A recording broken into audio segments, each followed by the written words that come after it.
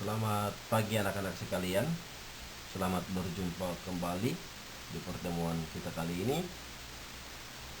Hari ini kita akan membahas mengenai atau kompetensi dasar 3.2, yaitu mengenai permainan bola kecil. Di awal pertemuan, Pak Guru sudah memberikan kepada kalian pemetaan materi yang akan diajarkan di semester ini. Oleh karena itu, hari ini Pak Guru mengingatkan kalian mengenai materi apa saja atau jenis permainan bola kecil apa saja yang akan kita bahas dalam permainan bola kecil ini di kompetensi dasar 3.2 ini, yaitu ada softball, ada tenis meja, dan ada bulu tangkis. Ya, di kesempatan ini kita akan membahas mengenai permainan softball. Mungkin di antara kalian waktu di SMP mungkin ada sudah mengenal permainan ini. Permainan ini mirip seperti kita di Indonesia, yaitu permainan bola kasti. Nanti dalam penjelasan materi ini ada juga permainan ini mirip seperti permainan bola kasti yang dimainkan di Indonesia. Oke, kita masuk. Yang pertama kita akan membahas mengenai pengertian permainan softball ini dan dari mana asal permainan ini. Kita masuk nomor 1, pengertian softball. Softball adalah olahraga yang paling digemari anak-anak sekolah. Oh, berarti permainan ini tuh digemari oleh anak-anak yang masih ada di bangku pendidikan, terutama para pelajar dan mahasiswa. Berarti dari SD, kalau SD sudah bisa. Kalau TK dan PAUD itu Pak Guru yakin belum tahu apa tujuan dan permainan seperti ini tujuannya untuk apa, dan mungkin mereka juga belum bisa memainkan. Jadi yang sudah bisa itu pasti dari tingkat SD sampai pada perguruan tinggi. Makanya di sana dikatakan bahwa terutama para pelajar dan mahasiswa. Olahraga ini lahir di Amerika Serikat yang diciptakan oleh George Hancock pada tahun 1887. Berarti pada tahun 1887 di kota Chicago ini permainan softball ini sudah ada dan ditemukan oleh George Hancock. Biasanya mereka menggunakan seragam sekolah yang menarik disertai teriakan istilah-istilah asing ketika bermain.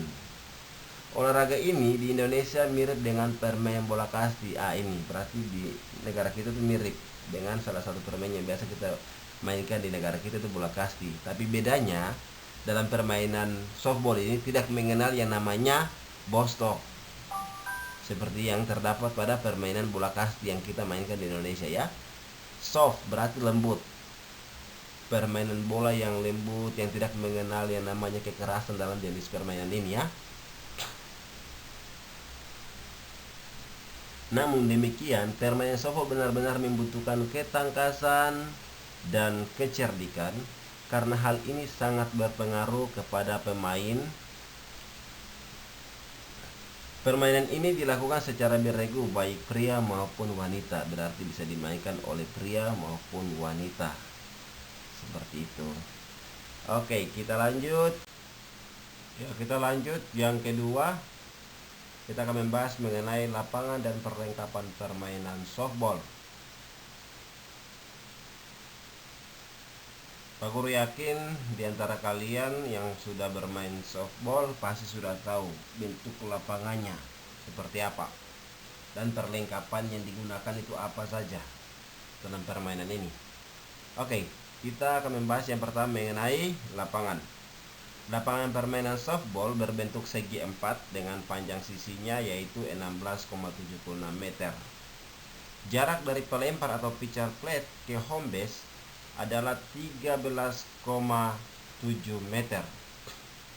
Ukuran tempat pitcher plate adalah 60 kali 15 cm, berarti ukuran tempatnya itu, tempat berdiri pitcher atau pelempar.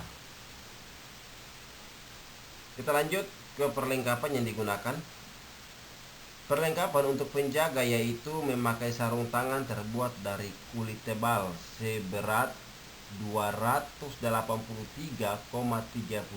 gram. Untuk penjaga belakang selain sarung tangan juga memakai pelindung muka dan kepala atau masker serta pelindung badan. Ini pasti kalian akan berpikir, ini sebenarnya olahraga ini olahraga seperti apa? Sampai pada penjaga menggunakan sarung tangan, menggunakan pelindung muka, menggunakan pengaman kepala, masker, dan pelindung badan.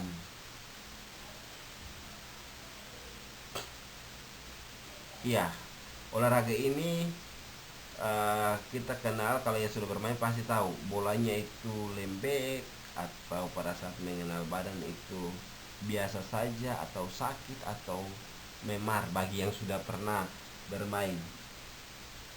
Ya, kenapa demikian? Pak Guru katakan kepada kalian secara garis besar saja bahwa bola yang digunakan untuk permainan softball ini bolanya itu keras ya. Makanya perlengkapan itu ada sarung tangan, ada terlindung untuk kita melindungi muka kita, kepala, bahkan kita menggunakan yang namanya body protector, itu pelindung badan, supaya apa, badan kita itu tidak sakit, tidak memar, tidak luka pada saat mengenai bola tersebut. Oke, kita lanjut. Yang berikutnya kita membahas mengenai bola. Bola terbuat dari kulit berwarna putih dengan berat 190 gram. Lingkar bola sekitar 30 cm atau diameter ya, lingkaran bola itu 30 cm. Stik terbuat dari kayu atau logam. Stik atau tongkat pemukul ya. Panjangnya itu 40 cm. Dalam permainan softball, masing-masing regu terdiri atas 9 pemain. Lapangan permainan dilengkapi dengan 4 base atau home plate. Home plate yang pertama, yang kedua, dan yang ketiga itu terdapat di pojok lapangan. Sedangkan home plate keempat adalah tempat memukul bola. Base berukuran 38 kali 38 cm. Berarti panjang dengan lebarnya itu sama. Dengan tebal 5 sampai 12,5 cm tebal dari home base tersebut. Kalau kalian tidak tahu home base, berarti Pak Guru kasih contoh saja dengan istilah yang kalian bisa tahu, pos atau benteng. Adapun home base 4 itu berukuran 43 kali 22 cm. Itu adalah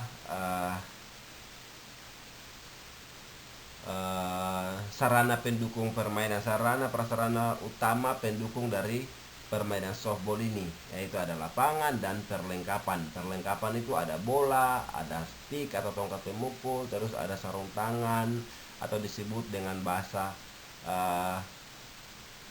asing itu glove.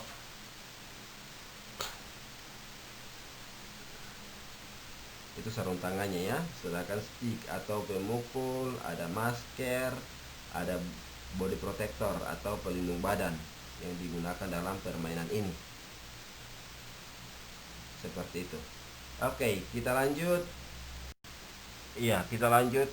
Yang ketiga, kita membahas mengenai peraturan permainan softball. Poin A, pemain. Peraturan mengenai pemain. Peraturan yang penting untuk diperhatikan pemain sebagai berikut. Yang pertama atau nomor 1, satu regu terdiri atas 9 orang pemain. Nomor 2, pergantian pemain harus memberitahukan kepada wasit. Yang ketiga, pemain yang sudah diganti tidak boleh bermain lagi. Nah, ini 3 peraturan mengenai pemain yang harus kalian perhatikan dalam permainan softball. Peraturan yang berikut, poin B, mengenai permainan. Peraturan untuk pemain sebagai berikut. 1. Untuk menentukan siapa yang menjadi penjaga dan pemukul, dilakukan undian dengan koin. Nah, ini tentunya akan dilakukan oleh wasit. Dan yang akan melakukan undian itu pasti ada perwakilan berupa kapten dari masing-masing regu. 2.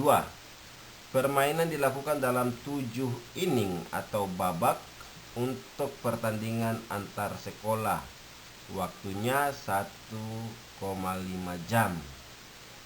Tetapi dengan catatan sudah mencapai inning penuh. Artinya sampai waktu atau 7 babak atau 7 inning itu selesai, waktunya tepat 1,5 jam untuk pertandingan antar sekolah. Yang ketiga, apabila satu regu tidak datang di lapangan pada waktu pertandingan, regu tersebut dinyatakan kalah dengan nilai 7-0. Kenapa harus 7-0? Ya, 7-0 karena di situ ada 7 inning. Maka dibagi dalam satu inning itu mendapatkan nilai 1. Karena 7 inning maka 7-0 diberikan kepada tim yang sudah siap bertanding dan lawannya tidak datang. Yang keempat, nilai tidak dihitung bila terjadi bersamaan dengan terjadinya out yang ketiga. Contohnya seperti ini. Regu menyerang sudah mempunyai pemain sebanyak 2 orang yang dimatikan oleh regu yang bertugas sebagai penjaga. Ada pemain yang regunya menyerang berada di base 3 hendak menuju ke base 4 untuk mendapatkan nilai, tetapi pada saat temannya yang berada di base 1 atau base 2 sudah dimatikan bersamaan dengan teman yang tadi di base 3 masuk ke base 4 untuk mendapatkan nilai, tetapi temanya sudah dimatikan bersama-sama atau bersamaan dengan temanya tadi masuk ke base 4 untuk mendapatkan nilai, maka nilai tidak dihitung karena temanya sudah dimatikan bersamaan dengan pemain atau teman yang tadi masuk ke base 4. Karena apa? Karena sudah 3 orang dimatikan, yang artinya pergantian posisi terjadi. Regu menyerang kembali ke regu bertahan dan regu bertahan kembali ke regu menyerang. Seperti itu. Yang kelima, pertukaran tempat terjadi jika regu penjaga berhasil mematikan regu pemukul sebanyak 3 kali. Ini yang tadi Pak Guru baru jelaskan di peraturan nomor 4 itu.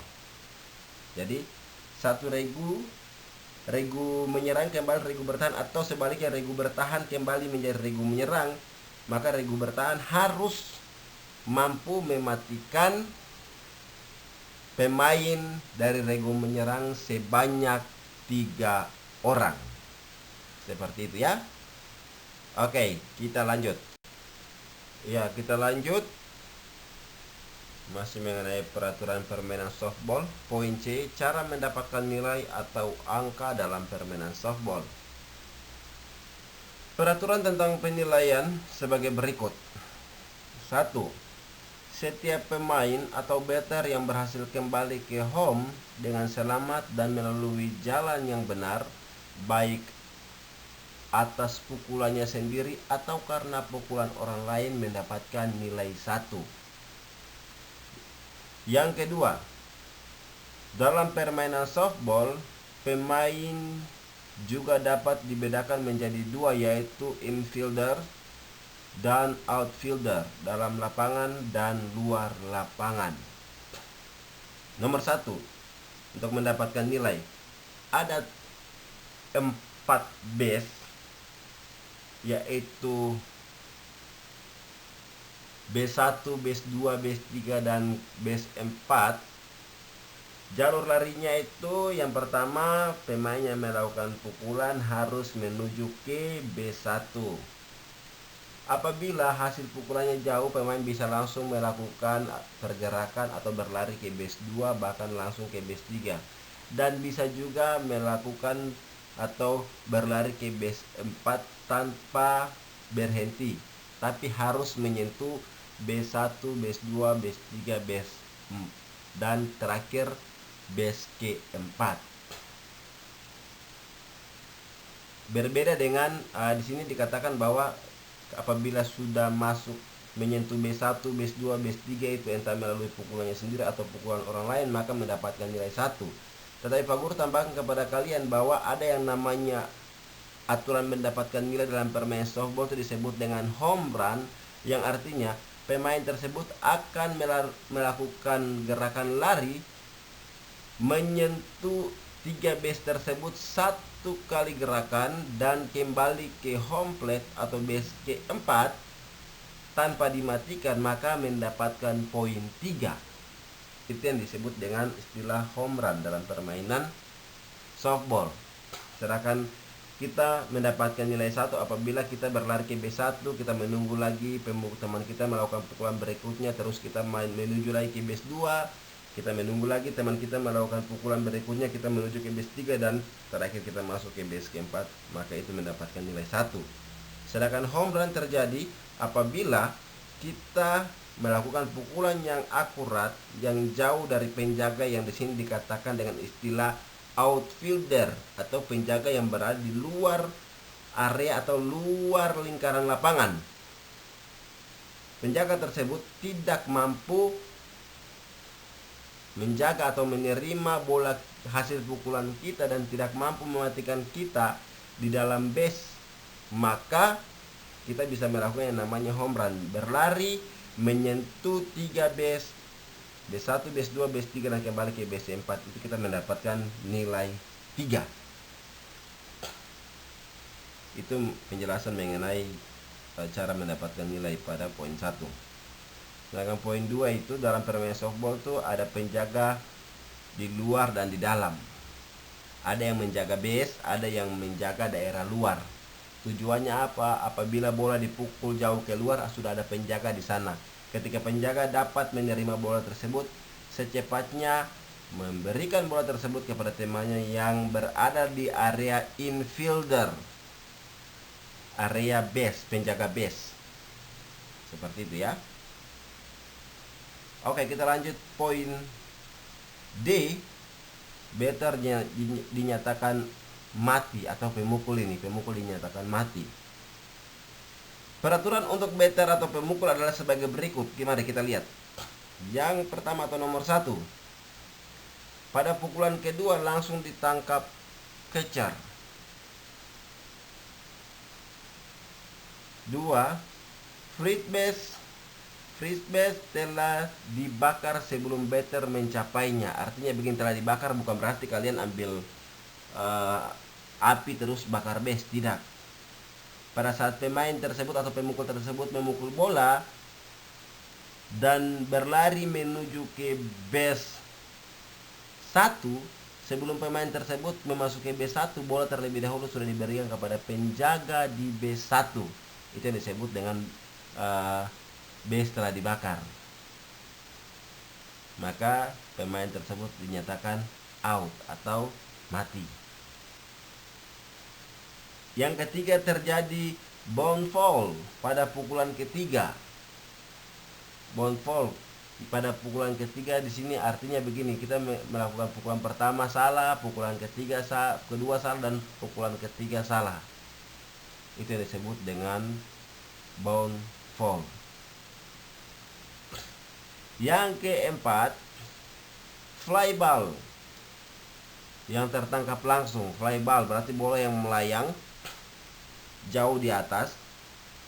Hasil pukulan dari batter tersebut dapat ditangkap oleh entah itu penjaga yang ada di area outfielder atau infielder sebelum bola tersebut jatuh menyentuh tanah, maka batter dikatakan out. Itu aturan. Dan yang kelima, pukulannya melambung tinggi dan jatuh di sekitar lapangan segi 4 di mana ada pelari di first base dan second base serta di third base sebelum 2 out atau sebelum 2 mati. Yang artinya begini disebut dengan yang namanya double play. Mematikan pemain, 2 orang pemain sekaligus. Di situ dikatakan ada pemain di base 1, pemain di base 2, pemain di base 3. Berarti temanya ini di setiap base ada orang. Ketika bola tersebut jatuh di area base atau infielder tersebut, segera kalian memberikan bola kepada teman kalian yang berada entah itu di base 2 atau di base 3. Maka kalian akan melakukan teknik mematikan lawan dengan yang namanya istilah itu double play. Seperti itu ya. Ini sangat mudah dilakukan. Strategi ini sangat mudah dilakukan untuk mematikan lawan.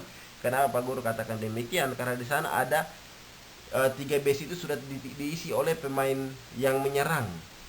Dan apabila bola hasil pukulan dari batter atau teman mereka yang melakukan pukulan bola ini, memukul bola ini, bola tersebut jatuh di area infielder di garis lapangan, maka teknik ini yang harus kalian lakukan. Kenapa demikian? Ketika bola tersebut dipukul, maka sudah pasti bahwa pemain yang berada di base 1 akan berlari ke base 2. Begitu pula dengan pemain yang berada di base 2 akan berlari ke base 3, dan selanjutnya pemain yang berada di base 3 akan kembali ke base 4 untuk mendapatkan poin. Tetapi apabila teknik ini kalian lakukan, maka kalian akan melakukannya namanya teknik double play atau mematikan 2 orang pemain sekaligus. Seperti itu ya anak-anak. Ini yang harus kalian tahu mengenai cara mematikan batter atau pemukul dalam permainan softball. Oke, kita lanjut. Ya, kita lanjut. Nomor 4, kita akan membahas mengenai teknik dasar permainan softball. Teknik dasar yang harus dikuasai oleh pemain softball ialah melempar, menangkap, memukul bola, lari mengelilingi lapangan, dan sliding. Kita membahas poin A, cara memegang bola. Cara memegang bola itu ada beberapa macam, tergantung dari ukuran tangan pemain. Jika tangan pemain tersebut besar dan berjari panjang, dia dapat mempergunakan pegangan dengan 2 jari. Sebaliknya, bila tangannya kecil dan jarinya pendek, dia dapat menggunakan pegangan 3 jari atau 4 jari. Antara jari yang satu dengan jari yang lain dipakai untuk memegang bola. Jari harus direnggangkan agar dapat mengontrol jalannya bola dan memperoleh kekuatan lemparan. Oke, ini kita berbicara poin A, ini cara memegang bola ya, teknik dalam permainan softball. Berarti tergantung dari ukuran tangan dan jari kita. Di sini Pak Guru ada memberikan gambaran kepada kalian. Ini yang pertama itu kalian bisa lihat itu berarti tangan yang besar dan jari yang panjang. Yang berikutnya itu tangan yang kecil. Seperti itu ya. Oke, kita lanjut. Ya, kita lanjut. B, menangkap dan melempar bola. 1. Teknik melempar bola. A. Teknik lemparan dengan ayunan atas. B. Teknik lemparan dengan ayunan samping. C. Teknik lemparan bawah. Dan D. Teknik lemparan dengan lecutan tangan. Ya, jadi ada 4 macam teknik melempar bola. Tetapi Pak Guru katakan kepada kalian bahwa di dalam permainan softball itu teknik yang poin C yang digunakan, yaitu teknik lemparan bawah yang digunakan dalam permainan softball. Supaya kalian bisa tahu ya. Jadi dalam permainan softball tidak menggunakan teknik lemparan atas, tidak menggunakan ayunan samping, tidak menggunakan lecutan, tetapi menggunakan teknik lemparan bawah. Yang pertama tadi teknik melempar bola, yang kedua teknik menangkap bola. Poin A, teknik menangkap bola yang bergulir di tanah. Berarti ada tekniknya juga, ada caranya. Bagaimana cara kita menangkap bola pada saat bola bergulir di tanah. B, teknik menangkap bola yang melambung atau biasa kita disebut dengan fly out. Untuk mematikan lawan atau pemukul dengan teknik fly out itu, bagaimana cara kita menangkap bola pada saat bola melambung atau melayang di udara itu. Dan C, teknik menangkap bola lurus. Jadi ada 3 cara atau 3 teknik menangkap bola dalam permainan softball ya. Oke, kita lanjut. Iya, kita lanjut. Yang ketiga, teknik pemain pitcher atau teknik pemain yang melakukan lemparan dalam permainan softball atau pemain yang bertugas melempar bola. Berarti sudah pasti pemain tersebut adalah regu penjaga. Pitcher adalah seorang fielder yang bertugas melambungkan bola. Di dalam permainan softball, pitcher merupakan salah satu posisi yang sangat sukar. Seorang pitcher tidak hanya dituntut oleh tugas-tugas yang banyak menguras tenaga saja, akan tetapi juga selalu menggunakan pikirannya dalam menghadapi situasi permainan, baik situasi bertahan maupun menyerang. Kenapa demikian? Di sana dikatakan bahwa pitcher itu tidak hanya dituntut oleh tugas-tugas yang banyak menguras tenaga saja, akan tetapi juga selalu menggunakan pikirannya dalam menghadapi situasi tertentu, misalnya menyerang atau bertahan. Ya, fungsi atau tugas pitcher ini sangat penting. Ini harus ada orang khusus. Kenapa demikian? Kenapa Pak Guru katakan demikian? Supaya kalian tahu bahwa dengan kemampuan pitcher pada saat melakukan pitching atau melempar bola kepada catcher atau kepada batter atau pemukul, itu harus mempunyai teknik, mempunyai insting yang baik supaya dapat mengelabuhi yang namanya batter tadi atau pemukul. Karena salah satu teknik mematikan lawan itu tadi Pak Guru sudah katakan di awal bahwa pemukul atau batter tadi sebanyak 3 kali tidak mampu memukul bola atau tidak dapat memukul bola, maka batter tersebut dikatakan out atau mati. Itu aturan dalam permainan softball. Berarti itu tugas siapa untuk bisa mematikan batter tersebut? Tugasnya seorang pitcher. Dengan kemampuannya mampu mematikan batter dengan lemparan-lemparan yang akurat, sehingga membuat batter tidak mampu memukul bola tersebut. Kalau dalam permainan softball itu biasa menggunakan semuanya istilah itu menggunakan bahasa Inggris. 3 kali batter tidak mampu atau tidak dapat memukul bola, bola pertama biasa disebut dengan istilah strike 1. Yang kedua strike 2, yang ketiga strike 3 atau last strike. Apabila pemain tersebut atau batter tersebut tidak mampu memukul pukulan yang ketiga, maka batter dikatakan out. Maka menjadi seorang pitcher itu memang benar-benar orang khusus yang jelas sudah pasti dilihat oleh pelatih pada saat kalian berlatih. Siapa yang mampu sebagai pitcher, siapa yang bertugas sebagai catcher, penjaga di belakang batter, siapa bertugas sebagai batter, siapa yang bertugas sebagai penjaga base 1, base 2, base 3, siapa bertugas di area outfielder. Seperti itu ya anak-anak. Oke, kita lanjut. Ya, kita lanjut.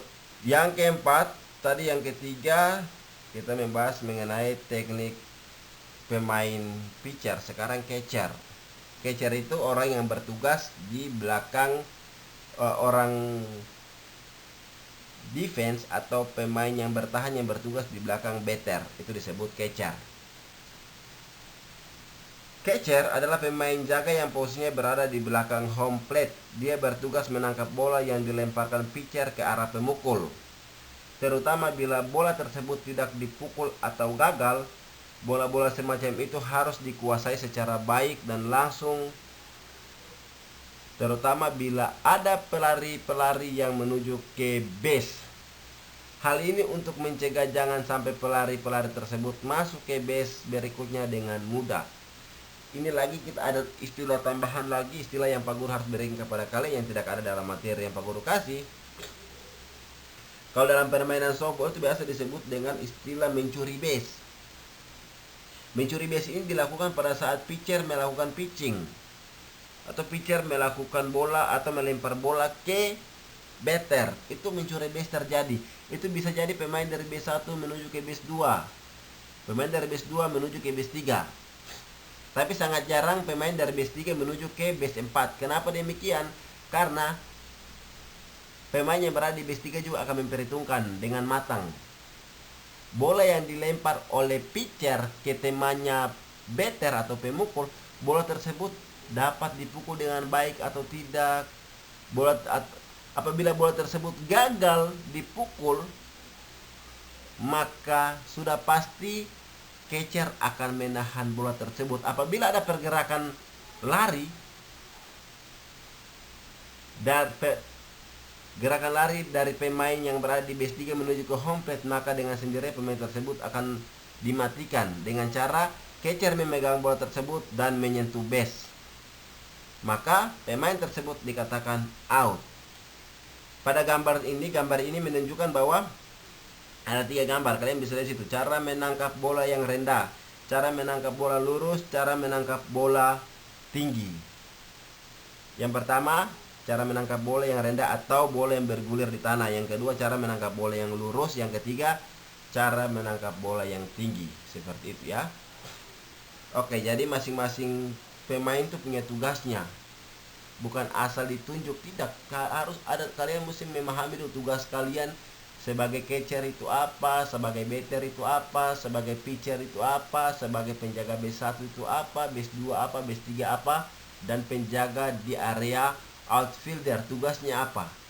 Itu kalian yang harus tahu dalam permainan softball. Oke, ya kita lanjut. Yang kelima, teknik memukul bola atau batting.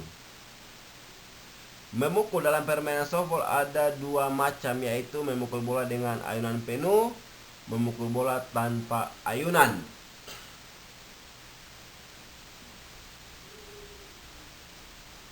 Sebagai pengetahuan tambahan kepada kalian bahwa teknik memukul bola ini ada beberapa, tapi Pak Guru kasih yang mudah kalian mengerti. Yang pertama itu memukul bola dengan ayunan penuh, yang kedua memukul bola tanpa ayunan. Memukul bola dengan ayunan penuh itu berarti ini benar-benar kita sudah memastikan bahwa yang pertama pasti situasi tertentu terjadi. Misalnya seperti ini, pemain kita atau teman kita ada di base 1, base 2, dan base 3. Maka sudah pasti ayunan penuh dilakukan tujuannya untuk apa? Untuk bola hasil pukulan kita itu, bolanya itu jauh berada di area outfielder. Bola jauh dari area infielder atau lapangan, garis lapangan. Tujuannya untuk apa? Untuk menyelamatkan teman-teman kita yang berada di base 1, base 2, base 3 ini, supaya menghindar dengan yang namanya teknik mematikan lawan dengan istilah double play. Maka jenis pukulan yang pertama ini yang harus kita gunakan. B, memukul bola tanpa ayunan. Ini kecerdikan dan kecerdasan seorang batter dalam melakukan pukulan.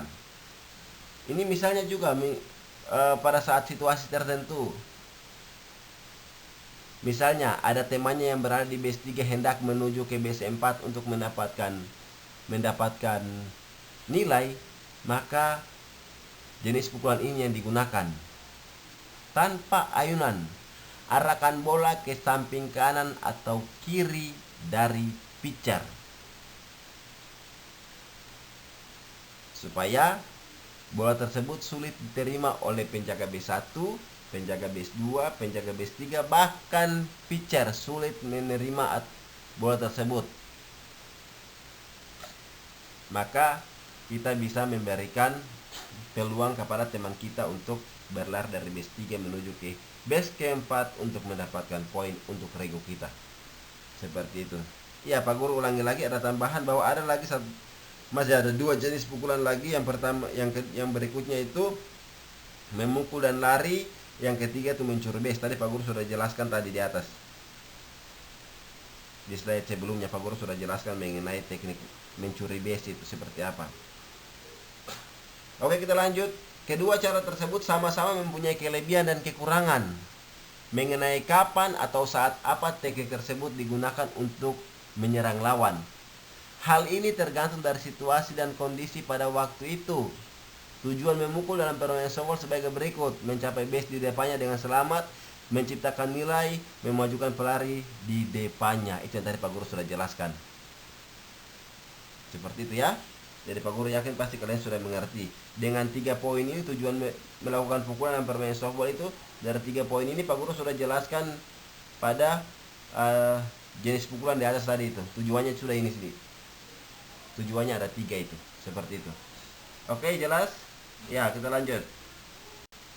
Iya, kita lanjut. Di sini ada gambar seorang pemain atau batter dengan posisi memukul bola. Di dalam memukul bola ada beberapa prinsip yang harus diperhatikan oleh seorang pemain, yaitu yang artinya begini. Oh, kita bukan hanya dalam permainan softball itu bukan hanya kita memukul bola dengan jauh kita sudah hebat, tidak. Ada caranya. Ada tahapan-tahapan yang harus kita lihat, yang harus kita lakukan. Kita lihat. Ada 5 yang harus kita lakukan pada saat memukul bola. Yang pertama, grip atau cara memegang. Cara pegang pemukul atau stick itu seperti apa. B, stance atau cara berdiri. Kita punya cara berdiri ini bagaimana. Kalau bagi pemukul tangan kanan sudah pasti kaki kirinya di depan. Begitu sebaliknya, pemukul tangan kiri maka sudah pasti kaki kanan di depan, kaki kiri di belakang, untuk menjaga yang namanya keseimbangan. Straight atau cara menggeserkan atau melangkahkan kaki ke depan. Ini yang harus tahapan-tahapan yang harus kita lakukan pada saat memukul bola dalam permainan softball. Swing atau cara mengayunkan pemukul. Dan yang terakhir, follow through atau gerak lanjutan si pemukul. Gerak lanjutan ini yang sangat penting kalian ketahui. Gerak lanjutan di sini yang dimaksud yaitu pada saat kalian memukul bola, gerakan lanjutannya adalah menjatuhkan stick atau pemukul tersebut dan berlari ke B1. Jangan saat memukul bola dan bola tersebut kalian dapat memukul dengan baik terus bawa stick lari ke base, itu salah. Lepaskan stick secara perlahan dan segera berlari menuju B1. Agar apa? Agar kalian tidak dimatikan oleh regu penjaga atau bertahan. Ya seperti itu ya. Jadi ada 5 tahapan cara memukul bola yang harus kalian tahu dan kuasai. Cara memegang pemukul, posisi berdiri, cara menggeserkan atau melangkahkan kaki, terus cara mengayunkan pemukul, dan gerakan lanjutan pada saat kalian telah memukul bola. Oke, kita lanjut. Yang keenam, teknik sliding.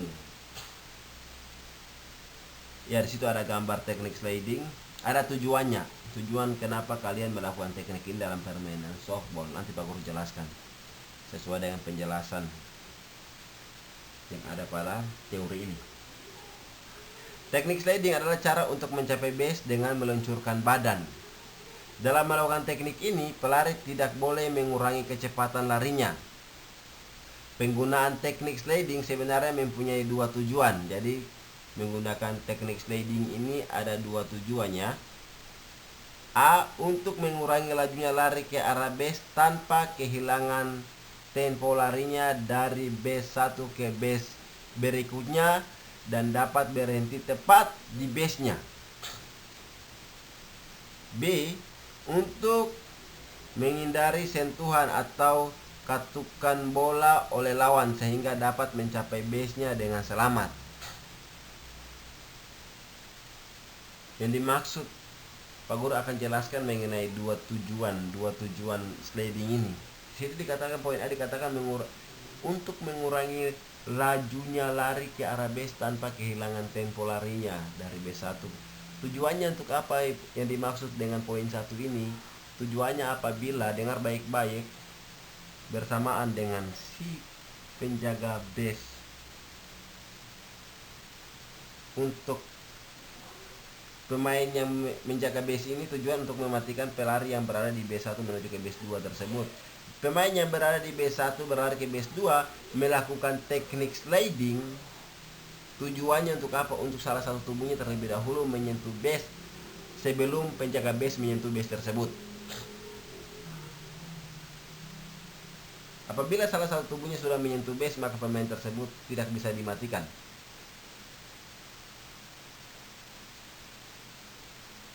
Seperti itu. B. Untuk menghindari sentuhan atau ketukan bola oleh lawan sehingga dapat mencapai base-nya dengan selamat.